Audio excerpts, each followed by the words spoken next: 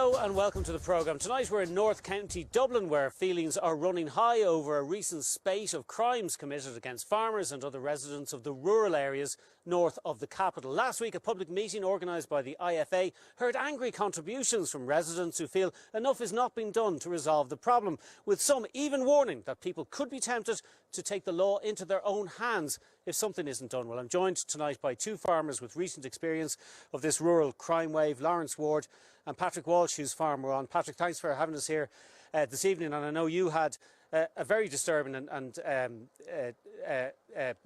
incident there just very recently. I did, David, yeah. I was vicious assaulted here on the farm on the 2nd of September, just gone. I came across some men with dogs who were out lurching, which is hunting hares, and I ended up getting viciously assaulted below on the road just outside my house. What happened to you?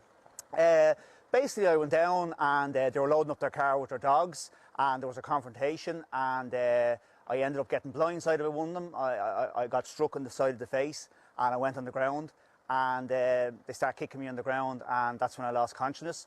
So I came to and back home, and my sisters and my wife insisted that I went to the hospital, and went up to James Connolly in Blanchardstown, and I ended up with 4 broken ribs, dislocated shoulder, and I had to get 6 stitches under my right eye. Those are very serious injuries. What's the nature of the Garda investigation into that?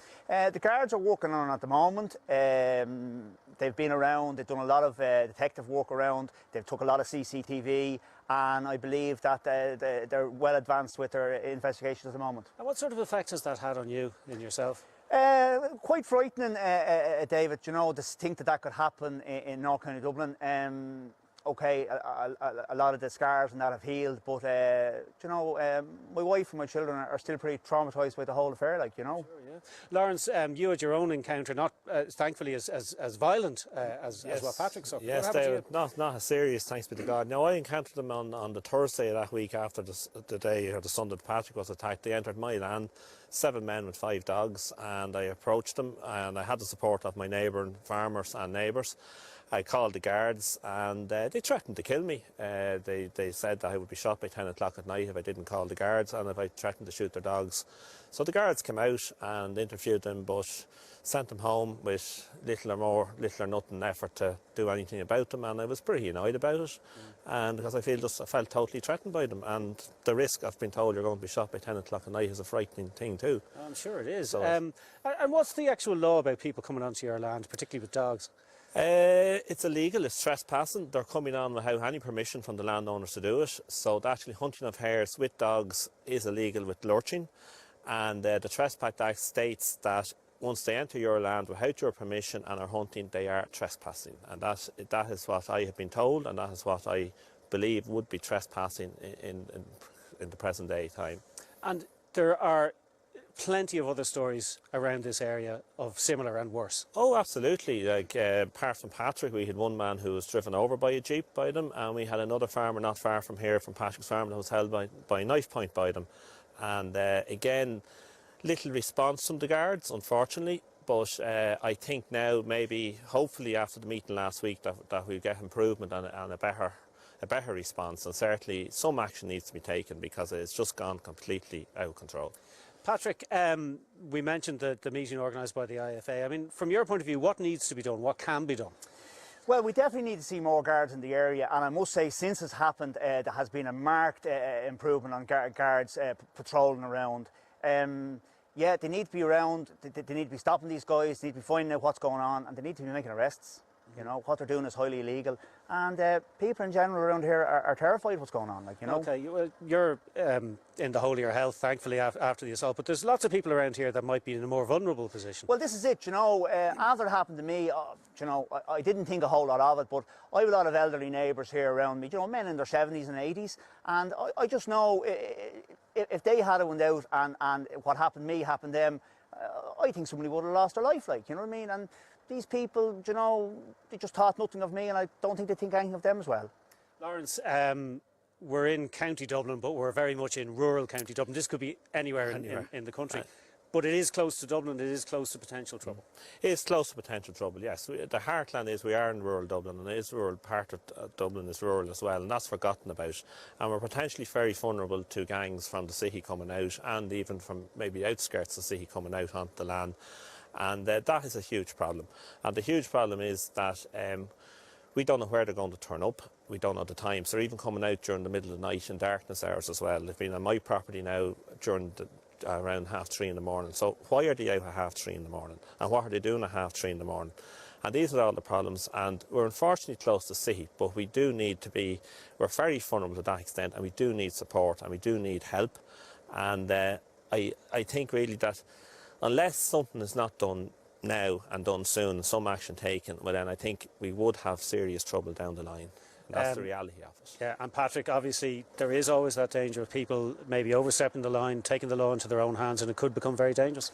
Absolutely. You know, I can see it happening somewhere along the line. Pray God it doesn't. But, you know, at the end of the day, the guards are the law of the land, and the guards are there to protect us, and you know, they are the law, and they're the people that should be rang and got out to sort out these people, like, you know. And Lawrence, I mean, you've had discussions with the local Gardaí and so on. I mean, are you optimistic that something will be done? I would be hopeful. I am optimistic. I'm hopeful. I'm not confident. The issues around this are basically the different boundary lines that they have to enter. Again, as Patrick mentioned, there needs to be more patrolling and more visibility of the guards in the area, which has been lost in recent years. There also needs to be more help at the community areas out here as well. And I would be hopeful, and yes, the meetings we've had have been very good and very fruitful, and we're going to have more of them, and we're going to keep in touch with the communities. And yes, I think that will happen. And I think this also, David made the point, it's just not in rural Dublin, it's all over the country. So it has to be a start out. And I would also hope for that we're pushing for is a rural crime task force in the area and across the country. And I think it's very important that the Gardaí and the new Commissioner gets that in place as soon as possible. And that would be a big asset and a big help. OK, Lawrence and Patrick, thank you both indeed for joining us tonight. And it's back now to the studio, and Miriam. Thanks, David. Well, I'm now joined here by Joe Healy, President of the IFA, and Thomas Byrne, Fianna Fáil TD from Meath East. Let me begin with you, actually, Joe Healy. That's North County Dublin, and that's so bad when you hear those two men. But it's a national problem, isn't it? It absolutely is. We get calls all the time from people all over the country, and I think the two farmers there, like, all they want is to feel safe in their homes, their families.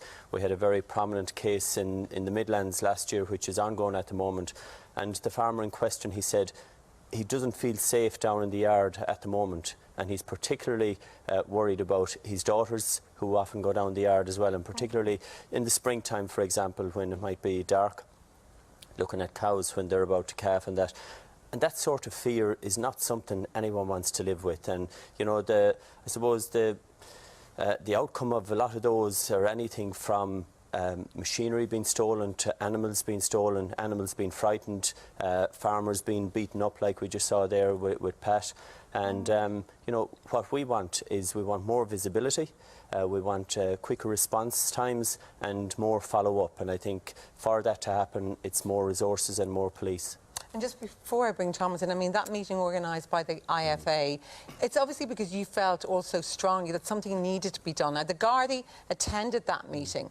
Do you think that means they're likely to step up their presence? Well, I think it was very good. It was very important that that meeting was organised, and Lawrence is a former chairman of the IFA in County Dublin, just finished up 2 years ago, and Patrick would be a prominent member as well. But it was open to all farmers, and there was a big crowd there, the guards were there, and I think there was an acknowledgement that there was need for more to be done on all sides. And, you know, you have to acknowledge the shortcomings before you can do anything about them. And we have met with the new Commissioner, Drew Harris, at the ploughing, and also with Pat Leahy. So we've highlighted that to him, and we are at the moment organising a meeting with them to again highlight those issues and express the views of the IFA and the members, because all we want is for our members and people living in rural areas to feel safe in their homes, and that their assets are protected as well, whether that's machinery or livestock.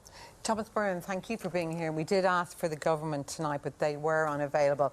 Is this an issue you put to the forefront enough as a party?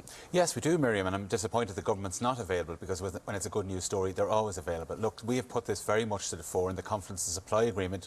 One of the most important things is increasing the number of Gardaí.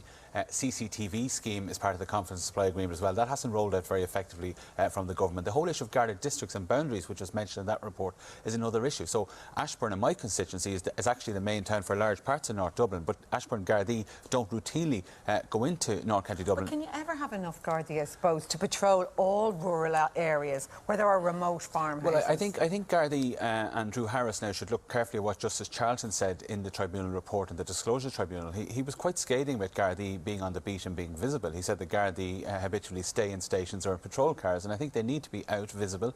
He suggested that Gardaí, every member of the Gardaí would be on the beat at least once a day, one part of their shift. That needs to happen. That visibility needs to be there. People need to see the Gardaí, and that does require more Gardaí, and they have gone up. But it also requires CCTV. So you look at areas like North Dublin and East Meath, and this applies right around the country, a warren of roads and rural lanes, etc., but motorways there with easy access if you need to escape. And that's what's happening. These gangs are coming in from Dublin, some of them not so far away as well. But once they know the roads, they can get in and out very easily in the motorway network. And a CCTV scheme on the motorway junctions, I think, will go a long way to dealing with that. But that hasn't happened. Other items we put forward, Miriam, relate to bail and really putting into force the bail referendum from 20 years ago, and also in relation to free legal aid as well, trying to recoup that from people who end up being able to afford their legal fees in these cases too. Yeah, and on that, I suppose, it's not just having Gardaí, I suppose, on the beat, but the Gardaí, without mentioning who they are, they pretty much, as someone said to me this morning, know who these people are, know the gangs, but it's just getting, I suppose, catching them and getting the evidence to put them away for it.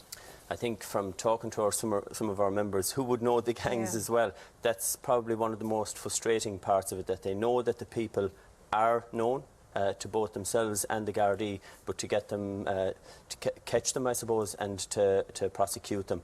And that's what we need, because we need the confidence to be rebuilt amongst the people of rural Ireland. If the bail referendum from, I think, more than 20 years ago were implemented fully, I think a lot of these people, especially those who have previously committed serious crimes, would be refused bail, and that's not happening in the courts at the moment. So we put forward legislation to try to address that. The government opposed it. I don't think they'd be able to justify that stance if they were here tonight. I think what's happening there is true fear, absolute resilience, but people are really putting their hands up, and we saw what happened last week in the presidential election, a huge vote for one candidate from farmers, and I would say that rural crime has a huge amount to do with it. So, you know, the government have to act on this, and without a doubt, in the Confidence and Supply review discussions going on at the moment, this is a key part of it already.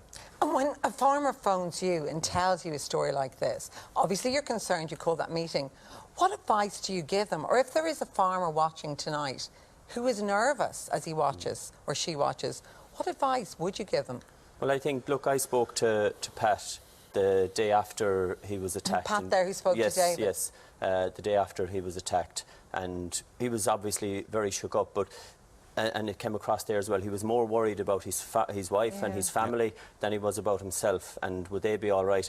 Would those people that attacked him come back? And I think that's an ongoing fear for most of the farmers that we speak to. But what we always say to them is not to take the law into their own hands, to report. But I think for farmers to have confidence in the reporting, we need a quick response time, and we need a follow-up as well. And that came across from both the speakers there. Yeah, they were wonderful. So there's obviously more resources required. We have to put faith in the Gardaí. We can't take the law into our own hands. But if we're saying that to people, we as a state and the government need to ensure that the resources are there to deal with these crimes, and that there is a response time that's quick and there is Thomas visibility. Byrne, Joe Healy, thanks so much, and thanks to those farmers as well for chatting to us.